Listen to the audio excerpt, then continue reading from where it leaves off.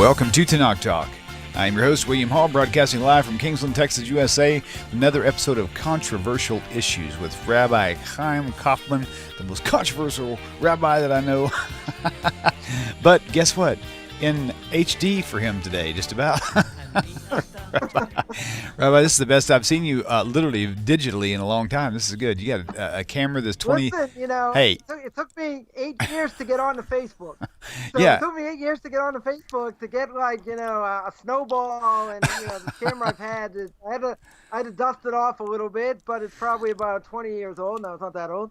But we'll see. So now we'll see if the ratings go up because I look better, even though I'm chopping this off because it's Lag Bomer. So I'll be able to, you'll see me next week, hopefully, nice and trimmed. I won't have my dreadlocks in the back. That's funny. I couldn't get a haircut before Passover. You know how it is. That's, social distancing. The razor, got a social distance. Right. So it took you 8 years to get on Facebook and only took you a year and a half of me telling you needed a new camera to get a camera that's 20 years old that still looks better than one you used to use.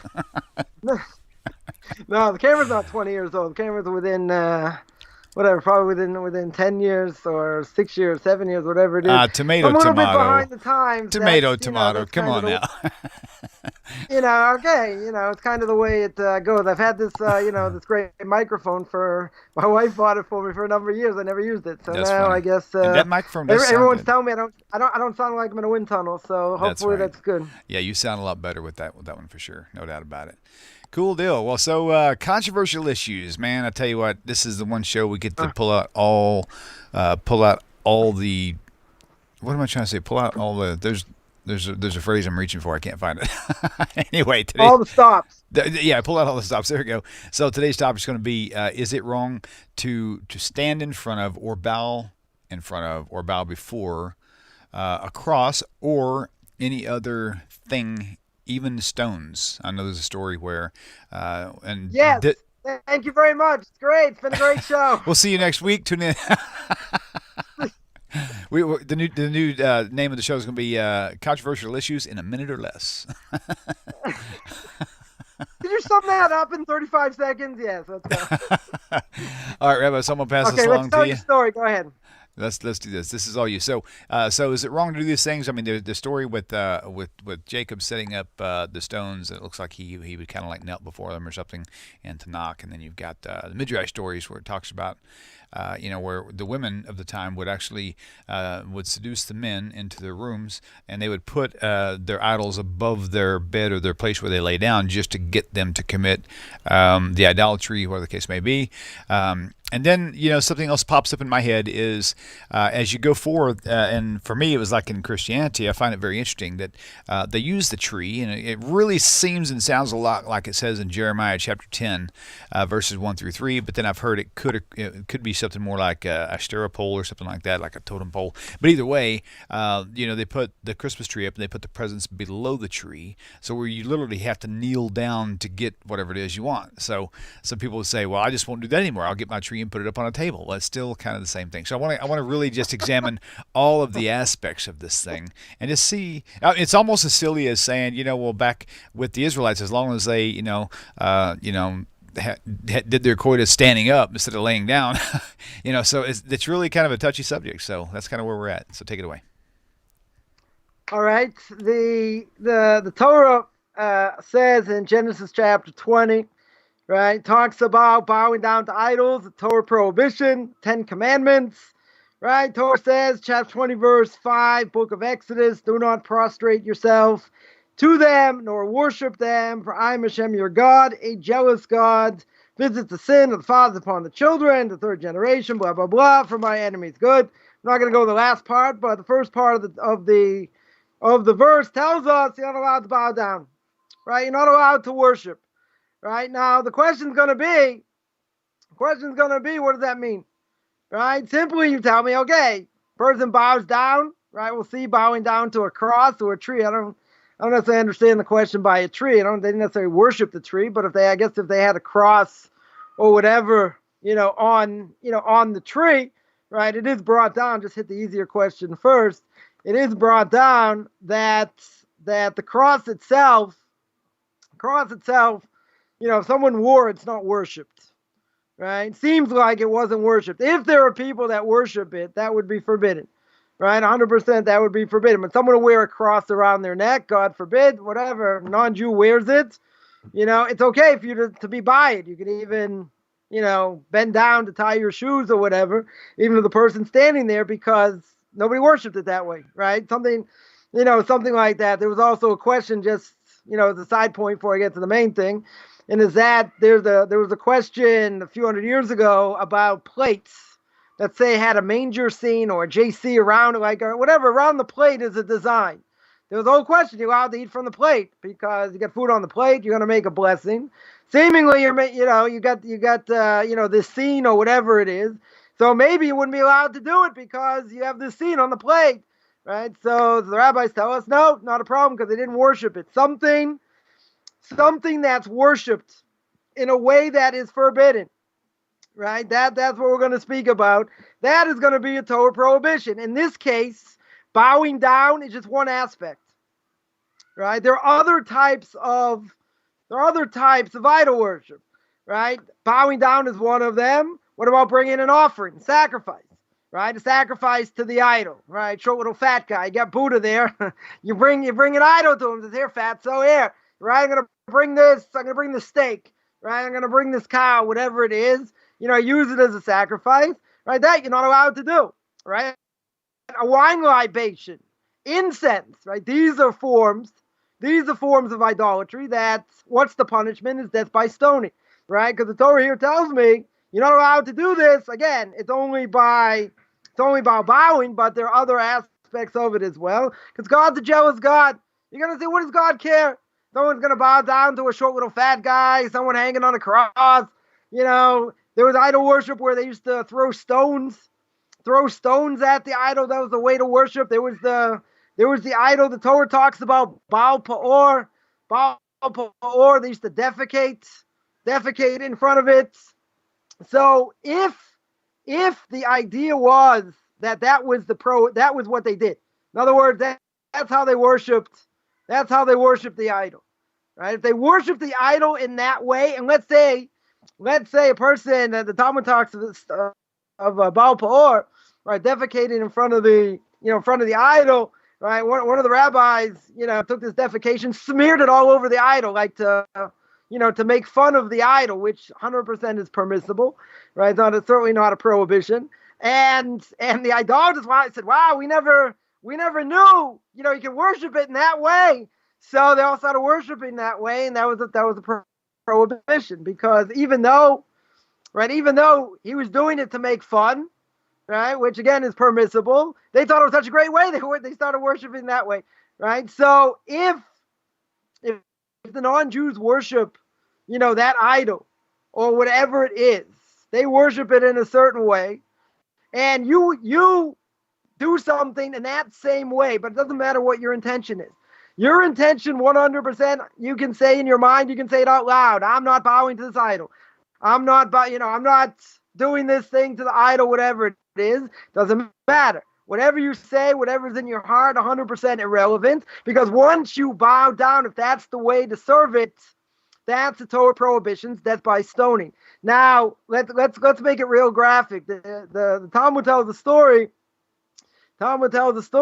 Of what happens. Or I don't know if the Talmud brings it down or 100% where it's brought down, but I definitely have heard this.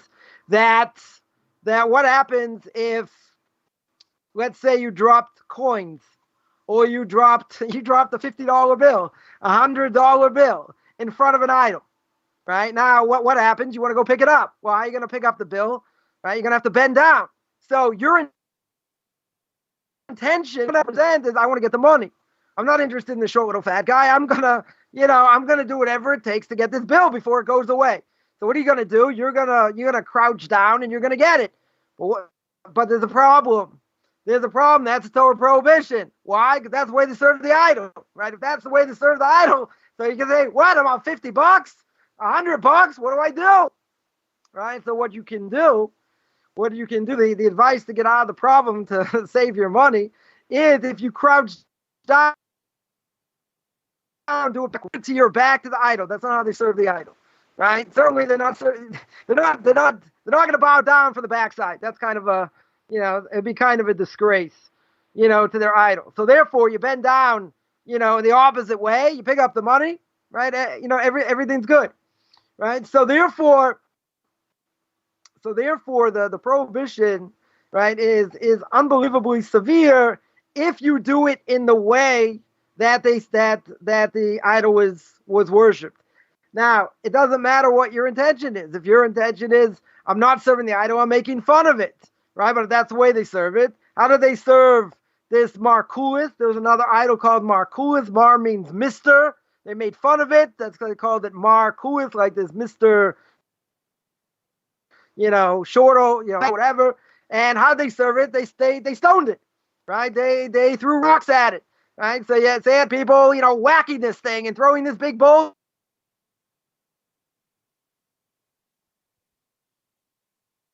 All right, looks like it's having a little bit of an internet issue there. Sit tight, y'all. That's forbidden. Yeah,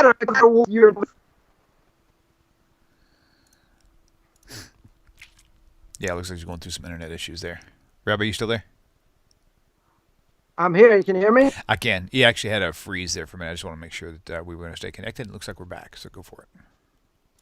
Okay. So this Markulis, what they did was they would stone it. They would throw all these stones, right? So that's the way they served it.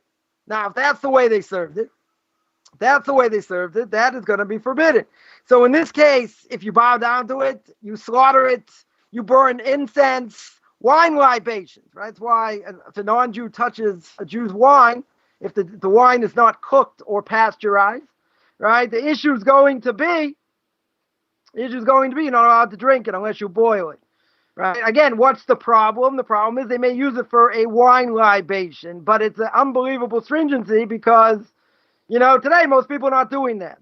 Right. Still, it's going to be a, rabbinic prohibition in order to do so. And therefore it would be forbidden. Now, anything used for idolatry, we're talking about bowing down, right? Bowing down, slaughtering, incense, whatever it is. That's the normal way you serve it. If you would do something else and not the normal way they would serve it, seems to be fine, right? It shouldn't be an issue. Now there could be an issue, being around idols, going around the church or, going in the confines or around that area, not inside, because of the impurity of such a place. One of the great rabbis of the last generation, Rabbi Levenstein, Zecher Tzadik Levrachah, may his name be blessed. He was the spiritual mentor of the Mir Yeshiva, and right near the Mir Yeshiva was a church. So he would walk around the entire town. It would take him 5 minutes to walk by the church to get to the yeshiva. He would walk around town so he wouldn't be within that area of the church because of the power of that impurity. Now, what most people probably not aware is what about things that are not necessarily worshipped, right? But they're used as part of the service. Let's say the holy wafer, wine. Would a Jew be allowed to, drink some of that wine or eat the wafer or eat, that box of wafers or whatever they use, right? That would be forbidden. Why? Because that's part of idolatry. They're using it for the sake of idolatry. Not only that, but even if they use it for the sake of idolatry, the issue is going to be, what about the money? What if you go into a store? Now, someone told me this in Australia. In the post office, they sell idols. I don't know exactly what the whole thing's about, but they sell idols in the post office, right? Now, the problem is money, change you're going to get back. Someone could have bought an idol, right? If someone bought an idol, the change, right? There's a stringency that the money from the idol goes on, that from the sale, the money goes from the idol, to the cashier, right? To go, to the money. So when money changes hands, that money, you're not allowed to get benefit from it. So someone asked me, said, if they sell idols, right? If they sell idols in the post office, I'm mailing a letter, or I'm picking something up, or I'm buying something in the post office. So as a Jew, what do I do? So you can't get benefit from the money. So what do? So either you pay exact change, pay with a check, or you pay by credit card, right? It's one of the two things that when something is sold, the money, you're not allowed to get benefit. That's one of them is idolatry. The other is by sabbatical fruits or vegetables or whatever that have holiness in the Holy Land from the sabbatical year. So those are the only two things. So that's also something, where a person, it would be forbidden. So if a person decided, they decided they wanted to, sell, like Abraham's father was an idolater. He sold idols, right? So for a Jew, would they be allowed to sell idols? Answer is no. They're not worshiping it, right? There could be a few prohibitions. One is you're not allowed to do business with something that's forbidden, right? Certainly for a Jew, right? Second thing is people are going to come in and you're going to put a stumbling block in front of them, right? Because, they're going to buy it, right? So they say, well, you can buy it anywhere, right? There are plenty of people sell these trinkets and sell these things. Yeah, but for a Jew, he's not allowed to do business, with this stuff, not with that, not with, let's say, milk and meat, right? He can't derive benefit from that either. So in this case, he wouldn't be allowed to sell it. That would be a prohibition. That would be a prohibition as well, right? So the idea is either how it's served, the money, or what about having idols in general, right? Would a person allowed to have, in their house, right? As a Noahide, would they be allowed to have that? So if you look at Genesis chapter 35, beginning of chapter 35, verses 1 to 4, Torah tells me you got Levi and Shimon massacre the entire city, right? They massacre the entire city of Shechem for what was done to Dinah, right? So God says to Yaakov, go to Bethel, dwell there, make an altar there. God will appear to you when you fled from Esav, your brother. So Yaakov says to everybody that's with him, to all his household, they say, discard the alien gods that are in your midst. Clean yourselves, change your clothes, come, let us go, etc. So they go, and they gave all the alien gods to Yaakov that were in their possession, as well as their rings that were in their ears and all that. And that's what they did, right? That's what they did.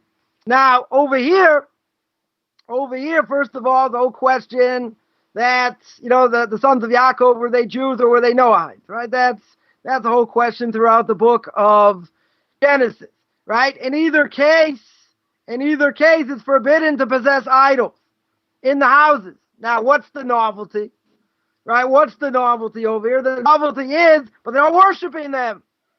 They have them, but for some reason, they don't want to get rid of them, right? They don't want to get rid of them. Are they allowed to have it in their attic, in a house? Right? Are they allowed to have it in a store shed, in a shed? Are they allowed to, are they allowed to keep it around? Right? So there's a question over here that things used in idolatry, right? That you should have, right? You should not possess them, right? Even if you didn't worship them. So what are you supposed to do with these things? So what you're supposed to do is either you could grind them up, right? You could totally burn them, right? You could turn them into dust, right? They could be dispersed in the wind. You could throw them in the ocean. That's the reason anything used for idolatry has to be destroyed. You're certainly not allowed to derive any benefit from it. What if you burned all this stuff, you want to use it for fertilizer? Right? I don't know if it'd be good fertilizer or not, but let's say you want to use it for fertilizer. That you're not allowed to do.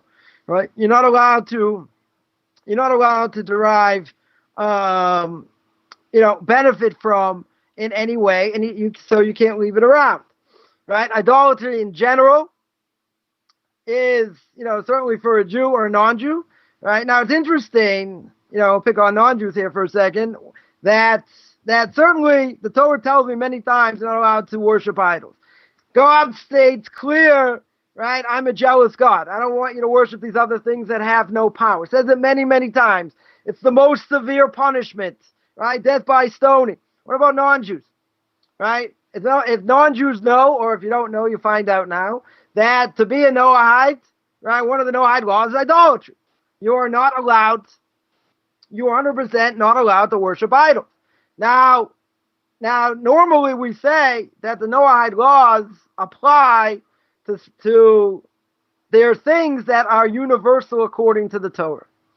So if they're universal according to the Torah, don't steal, makes sense, right? Don't murder, makes sense. Immorality, makes sense.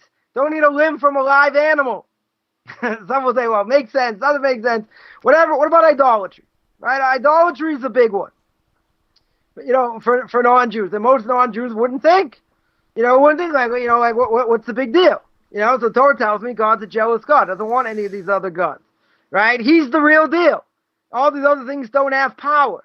So if they don't have power, right, that's what Abraham brought to the world, right? That's why he's called the father of all nations, Av Hamon Goyim. Why is he called the father of all nations? Because everyone's worshiping their pocket God. They say, here's Bob, right? Don't leave home without him. Everyone's got their pocket God. He says, I understand through creation, right? Whether he's the age of 3 or the age of 40, what does he understand? There is a God through design. Right? He looked in the world, he saw there's a God by design. Everyone thought he was crazy. So he started bringing proofs, and he started converting the masses, right? The men, and, the women, and all that.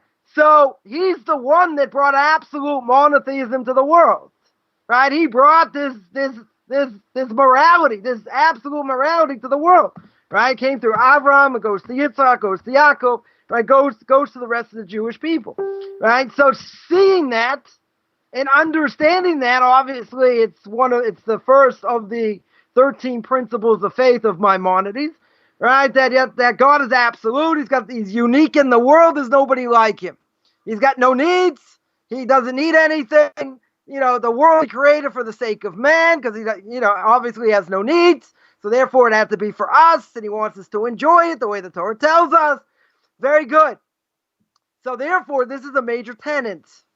Right? It's such a major tenet of Judaism. The Rambam puts in the 13 principles, where all these 13 principles, if you don't believe in them as a Jew, you lose your status as a Jew. You forfeit your status as a Jew. Doesn't mean you can't do tshuva. Doesn't mean there's not repentance.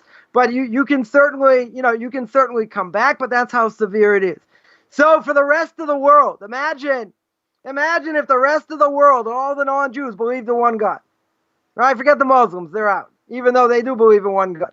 Right, but the whole rest of the world, wouldn't this be a much better place if they understood there's only one God, and they follow the laws, what they're supposed to do, would be a much better place, right? There's no question, right? But the fact that they believed that there are other forces in the world, right, and this is where they become heretics, is the fact that other forces have power outside of God, right? And that's obviously the mistake with Mr. S.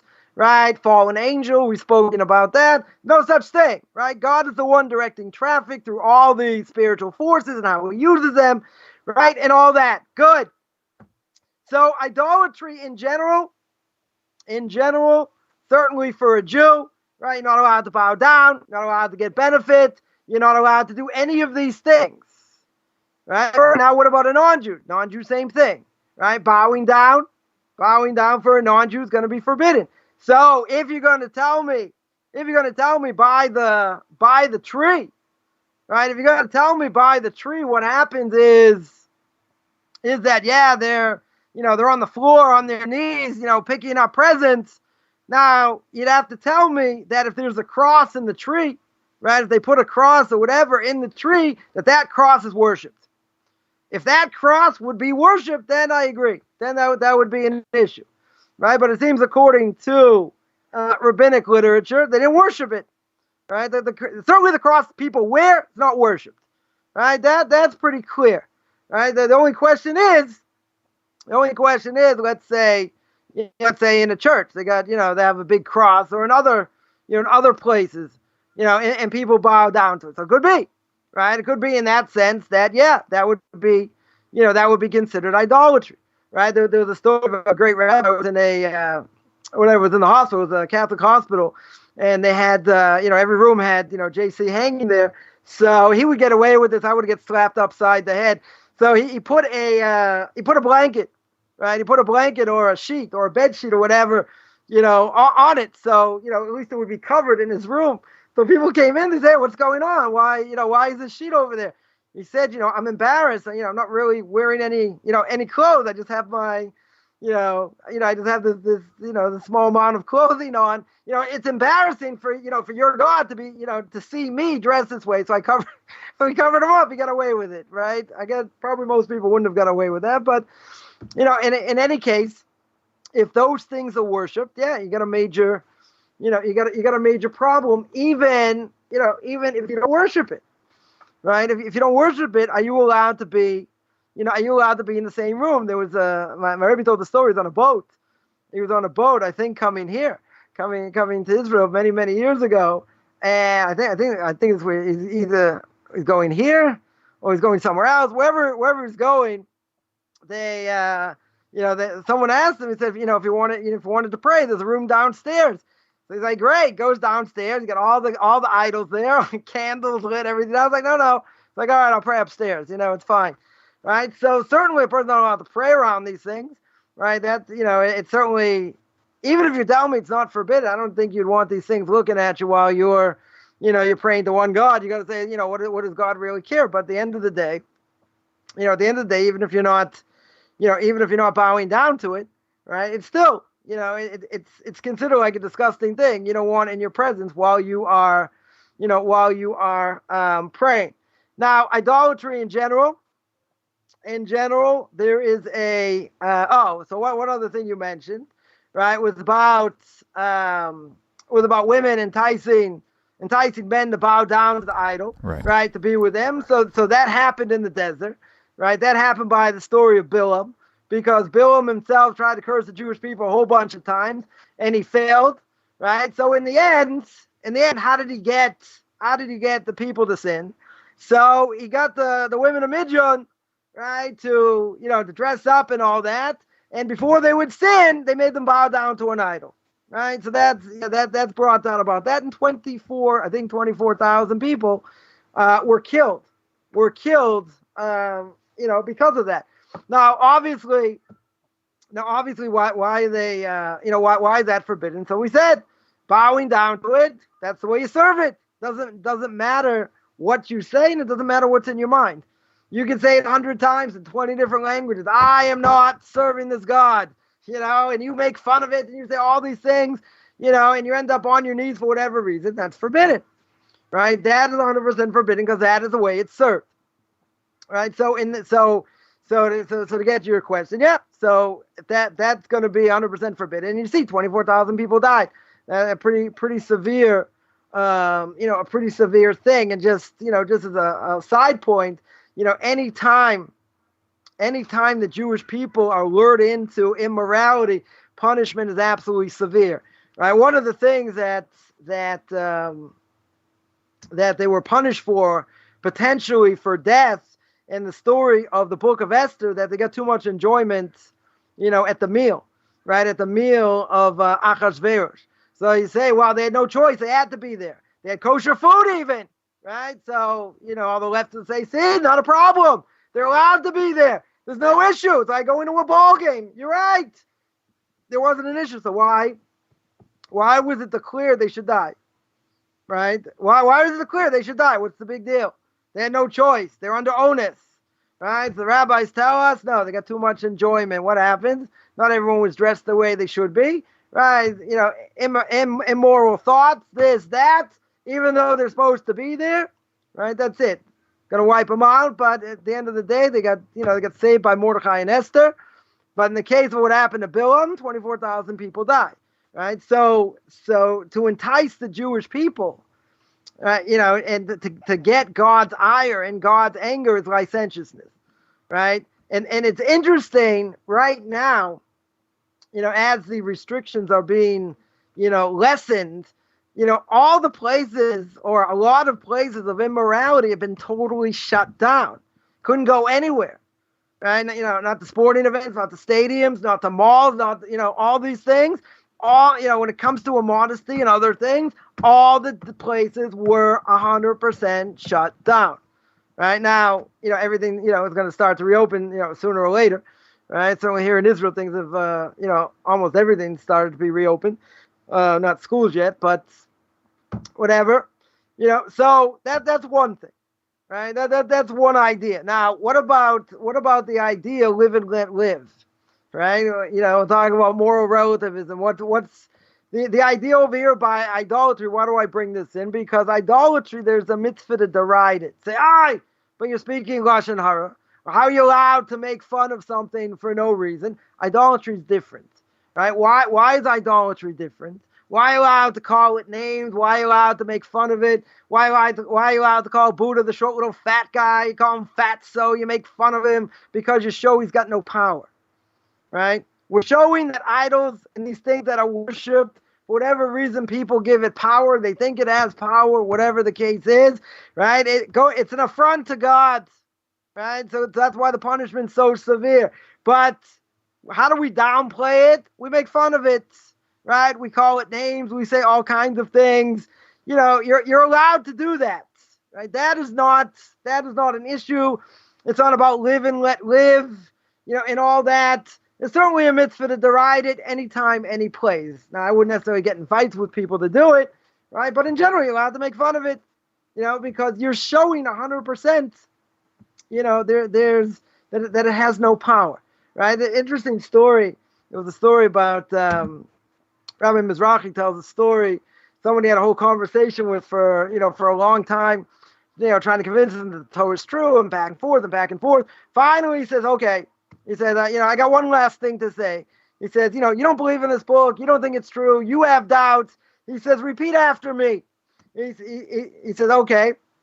He said, whoever wrote this book should curse me, curse my family, and whatever. He said, I'm not going to say that's why you don't believe in it, right? If I were to bring the Quran here and I would say that, would you say it? He said, yeah, 100%. I don't believe it's true, right? If I'd bring the New Testament, right, 100%. We say in the name of JC and you're going to die. He said, go ahead. I'll repeat every word. Right? But he broke him down, got him to admit that, that the Torah is true.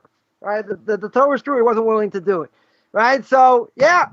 So a person who's a true believer will say, yeah, give me New Testament. I'll swear on it. Right? You're not allowed to swear. Right? But what will you say? You say, go ahead. I say in his name, this, that, and the other, because you don't believe it's true. You believe it's a crock. Right? So therefore, you'll make fun of it. You'll say whatever you want because it has no power. And he has no power. Right? You're going to say, why are you going to antagonize? Maybe it's true. Right? Maybe it might be true. No. Once you find a mistake, once you find any mistakes, and there are a million mistakes, that's not the purpose of this show. Right? But, there are a lot of mistakes. I can make fun of it as much as I want. Right? So people, people think that, it's such a terrible thing to do. Why?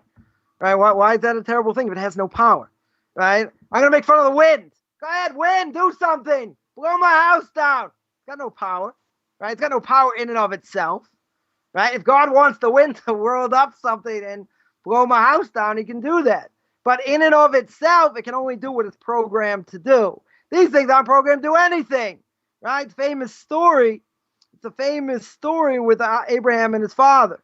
Father goes out, his father sells idols. We mentioned that before. And there's a big fight, right? Abraham takes a stick, whacks all the idols, destroys them, and he leaves the one idol with the stick. Right? So what happens?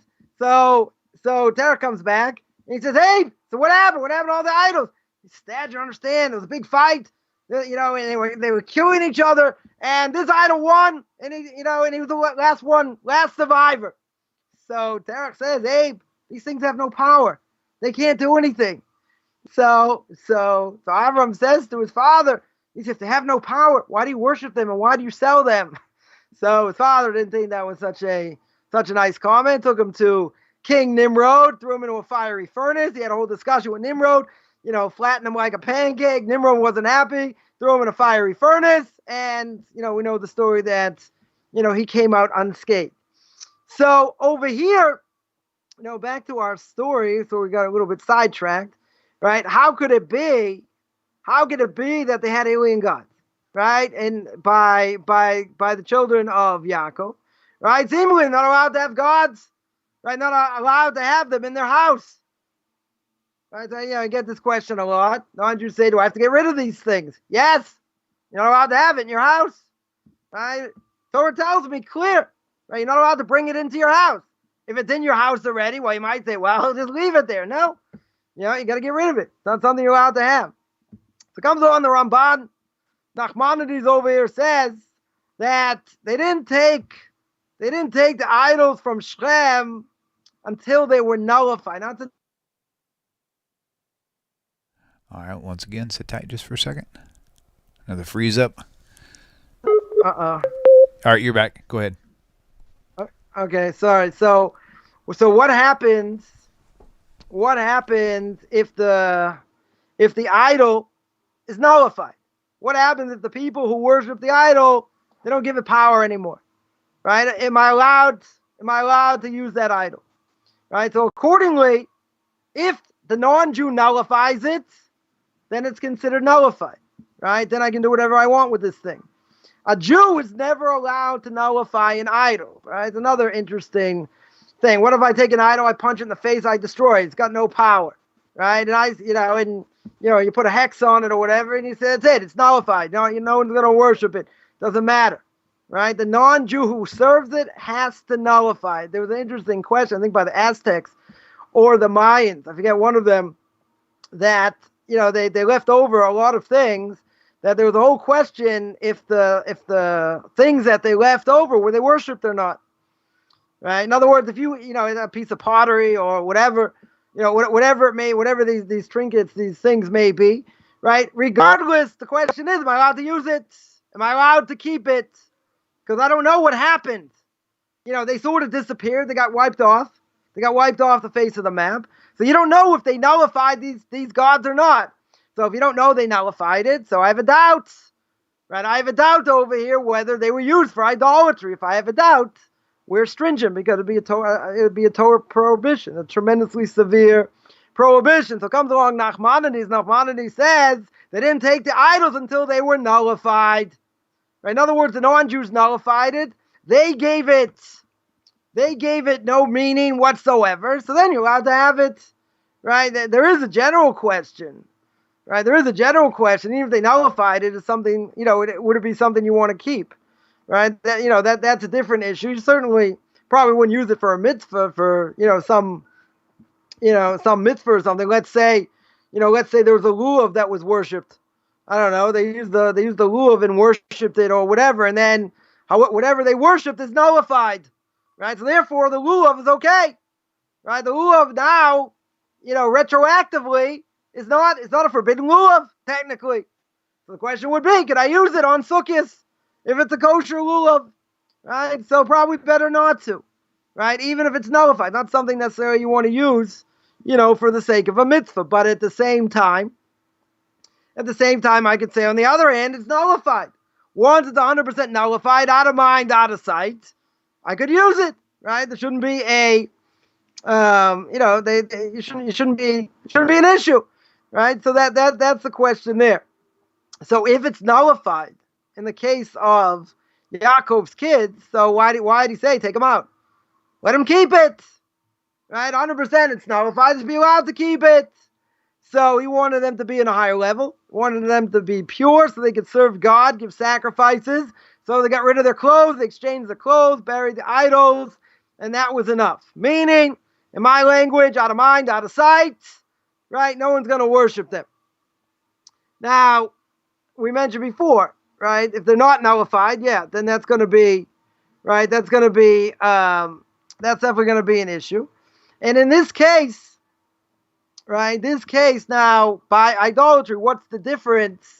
We know it's very severe by a Jew. We know it's very severe by a non-Jew, right? Non-Jew's not allowed. It's one of the 7 Noahide laws. Question is there a difference? Right? Is there a difference across the board, or is it all the same? The laws of idolatry, the same. So for a Jew, idolatry has to be burnt, right? It has to be, it has to be destroyed. That's why the whole controversy a while ago, well, it's still sort of going on, the fact that wigs that were used with human hair from India, right? It's been shown that they're used for idols, right? In other words, they cut off their hair, and and it's done in, I don't know, some sort of service or whatever in front of an idol. Shouldn't be able to be used. So what do people do when they found that out and they had hair? The wigs were made from hair used in India. They burned it, right? That's what you're supposed to do. It has to be burnt by a non-Jew. If they have idols or whatever, You don't have to burn them or necessarily destroy them. Burial, right? Burial, burial's enough. I get this question a lot also. What about a New Testament? Right? What am I allowed to, what am I allowed to do with it? Even if it's written in, even if it's written in Hebrew, right? Even if it's God's name, right? Let's say you have an Old Testament with a New Testament and you got God's name in it. You can burn it, right? You can burn it and get rid of it. But it's got God's name in it, right? It's pretty serious. You're not allowed to burn it. You're not allowed to desecrate it. But in this case, it wasn't, if you got a New Testament attached to it, it wasn't written for that. In other words, if let's say a heretic, for whatever reason, wrote a Sefer Torah. He wrote a kosher Sefer Torah. Right? I don't know why he would do it, but let's say he did it. So what's the halacha? You burn it. Why? Very simple, because when he wrote the names of God, he didn't have the right intention. Right? We're convinced 100% since he's a heretic, he did not have the right intention. So since he didn't have the right intention, it's not holy. Doesn't matter. It's on parchment. It's with ink. All the letters are good. It's got the wood on it on the side. Doesn't matter. It doesn't matter. Since it has no holiness, that's exactly what you do. You knock it off and you burn it. Sounds a little bit, extreme, right? But at the end of the day, it's got no holiness. Doesn't matter what language it's written in. It doesn't matter. You got God's name in it. It's got no holiness. So if it's got no holiness, I can rip it to shreds. I can use it, for toilet paper if I wanted to, right? Why are people still buying toilet paper? You can use that, right? You use it to clean your windows. There's no problem, right? There's no issue with that because there's no holiness, right? So therefore, there is a difference, right? 100% there is a difference. A non-Jew wouldn't have to burn it or destroy it in that way. But in either case, even for a non-Jew, not allowed to derive benefit from it. So what if he burns his New Testament? No different than a Jew, right? He can't use it for fertilizer. You can't stick it in the ocean and fish are going to eat it or whatever, right? Or maybe he can. Maybe just throws it in the wind or whatever, right? There is an opinion certainly that you could put it in the ocean. That's not deriving. That wouldn't be considered deriving benefit from. But burning. Whatever. If you're going to use the ashes for something, that would be forbidden.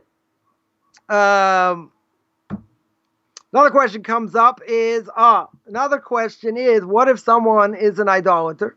The Rambam holds clear. Now we can't really keep this, but the Rambam says that any place is idolatry, you should uproot it. You should destroy it. Now, technically speaking, if you do that, stick it in the ocean, you wouldn't get fish are going to eat it, okay, right? But there are laws of the land, right? And if you get caught doing that, that's called arson, right? You're not allowed to do it. But the problem is, the Rambam says that's what you should be doing. You should be uprooting idolatry, wherever it is. Doesn't matter. In the land of Israel, doesn't matter if it's outside the land, right? There's a mitzvah according to the Rambam. You destroy it wherever it is. I'm going to throw you a question real fast. Yeah, go ahead. Can I throw you a question real fast? Okay, so so someone watching on Facebook, actually, Elaine Bray, she says, our favorite restaurant, our Chinese restaurant, there is a huge Buddha in the entryway. Most people rub its belly for good luck as they enter. Would this be forbidden as idolatry? And I'll go as far as to add this. Is it forbidden to eat at a place that has a Buddha at the front door? That's my question. Hers was, is it forbidden to rub its belly for... Well, if that's the way they worship it, that would be forbidden. Right, I don't, if they're doing it because they want to see if he's going to belch or not, maybe. But if they're doing it just for good luck, doesn't that's not worshiping it, right? People read their horoscopes. That means nothing, also, right? That has nothing to do with astrology or whatever. That's just whatever. It doesn't mean anything, right? But rubbing its stomach, I don't think would be an issue because that's not the way they worship it. Right, so your question was walking in, and if they don't worship it, it's just like I don't know. What if they had an Indian standing there? If they had a totem pole or something, people worship that also, right? Some people, if they worship it, that would be a problem. I was gonna tell this story. I forgot to mention. So the rabbi I know who is a mashgiach in a restaurant, in a kosher restaurant for Chinese food. And he was the one, watching all the food, make sure everything's kosher, whatever. And one of the workers wanted to bring a fruit offering. I don't know, to Buddha, one of the gods, whatever it is. So this rabbi told him, He said, you want to bring a fruit offering? That's great. Plastic plate. You're not putting it on a plate, that the restaurant serves, because that's idolatry, right? That plate is going to be served, it's going to be used for idolatrous purposes. If it's going to be used for idolatrous purposes, then, we can't use it. We certainly can't use it. So again, if this Buddha, they would worship, if they would worship it, that would be an issue. Right? If people bow down to it, right, and they serve it, fine. That would be forbidden. That would certainly be forbidden. What about going into a Japanese restaurant, taking off your shoes? Right. That's the custom of that. That's not idolatry. I just had another thought. Right? Yeah. Off of the Buddha and all those other things, but the idea of idolatry, the way we see it, is worshiping it or whatever the case may be. Well, part of that is the idea is leaning to that thing for insight or power or comfort or whatever, right?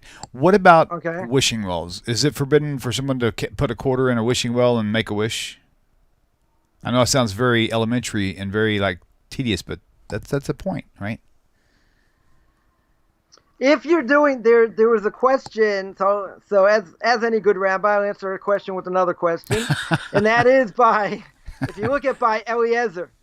Right, Eliezer, when he's looking for a wife for Yitzchak, right? He says a prayer to God. He says the woman that comes, and if she says, I'm gonna, I'll give you to drink and your camels to drink, she's the one. Right. But you're not allowed to rely on signs.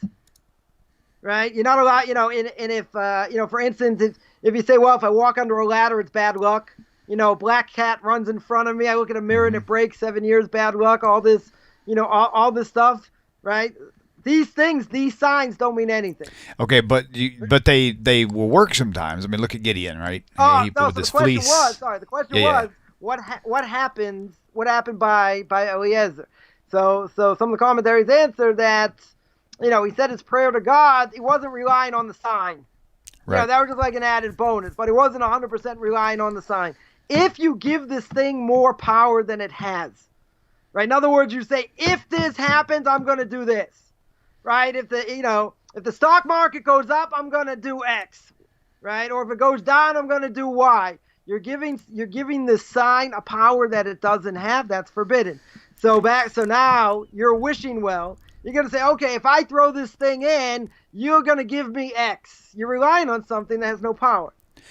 Okay, so that is bad, you're saying, in other words. Yeah, it's not idolatry. No, yeah.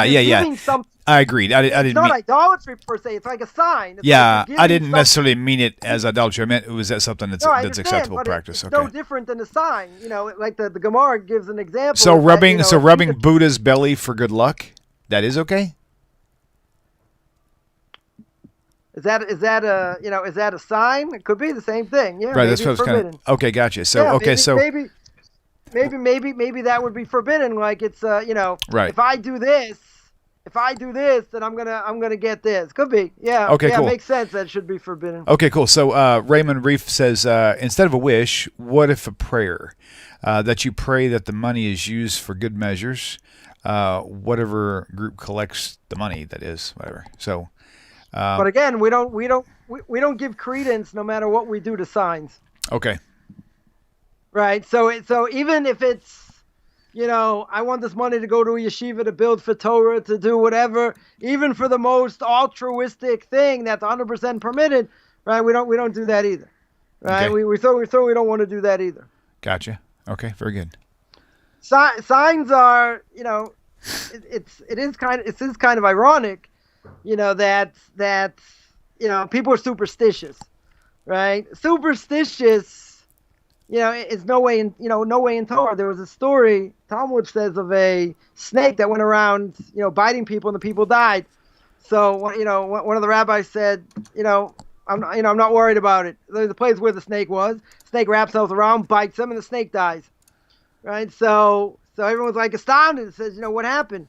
He says, what kills the person?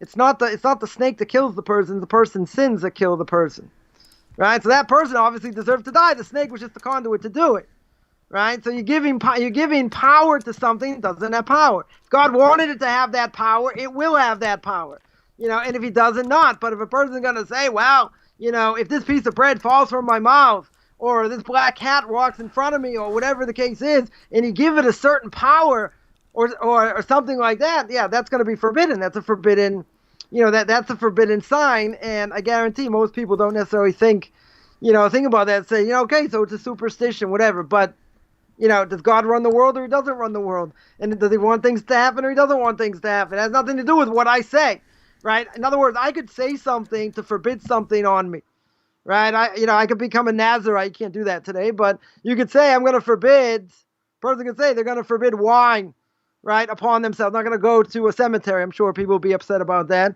right? Or whatever the case is. You're allowed to do that. You'd be called a sinner at the same time, but you're allowed to do that. You can forbid something on yourself, right? You can have stringencies, other things, but you can't give something power that it doesn't have in a normal way, right? The wind has power, as much power as God wants to give it. And if he doesn't want to give it power, it's just going to be like a nice breeze, right? It's not going to be able to, it's not going to be able to do very much, right? But at the same time, people say all kinds of things, all kinds of crazy things that, yeah, if this happens, I'll do this. But it's all haphazard, right? It has no basis, right? Where's the person's faith in God? God runs the world. It has nothing to do with a piece of bread falls out of my mouth, or if I get blackjack on this hand, I know my daughter's gonna get married. No, my cashier. What's the, what's the connection, right? I probably didn't get blackjack, and I probably lost, right? So, does that mean my daughter's not gonna get married? It doesn't mean that. The only question is what God's will is gonna be.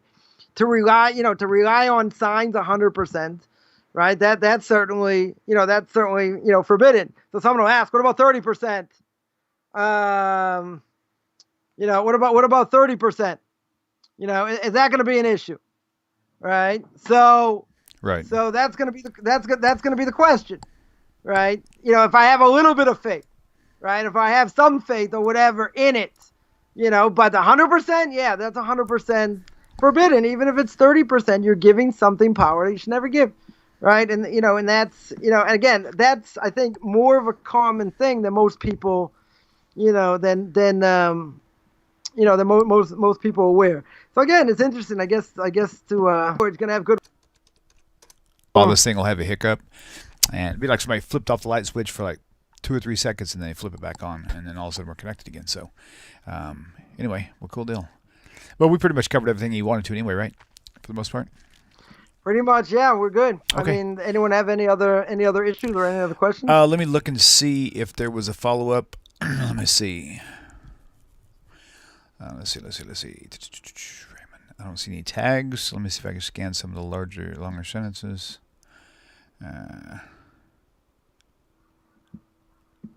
Yep, I don't see any questions. Here we go. Well, actually, Raymond Reef clarified something.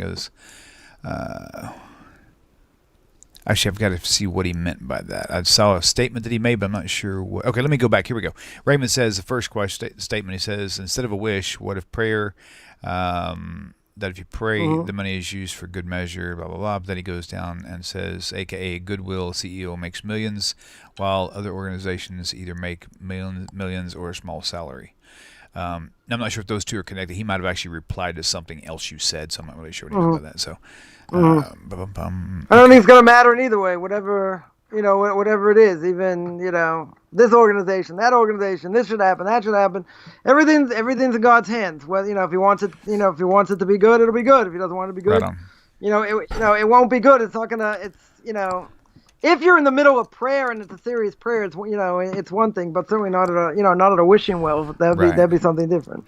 All right. Well, we'll go and make a wrap up on this thing right now. Then. So, all right, for you. Good. Thank you, Rabbi. I appreciate your time, and we'll see you again same time, same place next week, Hashem willing.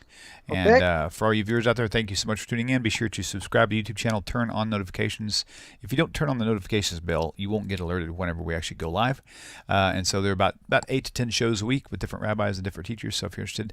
Go for that. On screen, you have a couple of counter missionary resources. Rabbi Tovia Singer's Let's Get Biblical 2-volume book set can be found at outreachjudaism.org and also on Amazon. Pretty much all of these can be found at Amazon. Judaism and Christianity at Contrast by Rabbi Stuart Federow. Revealing Matthew's Secrets by Jason Lacrosse, and Leaving Jesus by James Wood Jr. All these are really great resources, and if you haven't seen them or read them, they're pretty amazing. Good stuff. So we'll look forward to seeing you guys soon. Shalom, shalom, everybody.